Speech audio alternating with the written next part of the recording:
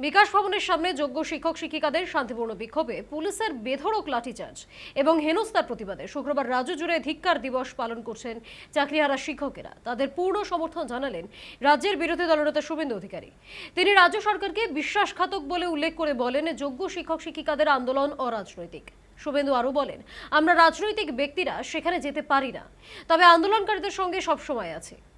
এটাতে 26,000 নয়, 22.5 লক্ষ 2016 সালের শিক্ষিত বেকার যুবতীর সঙ্গে মমতা বন্দ্যোপাধ্যায়ের সরকার চৌর্যবৃত্তির মাধ্যমে বিশ্বাসঘাতকতা করেছে, ক্ষমার অযোগ্য।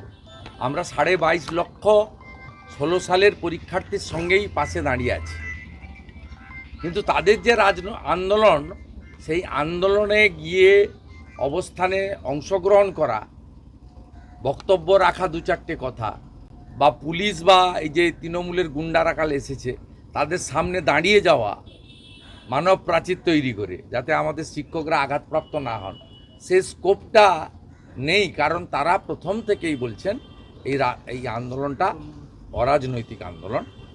যারা রাজনৈতিক লোক, আমরা তো আফটার অল রাজনীতির লোক, বিধায়ক।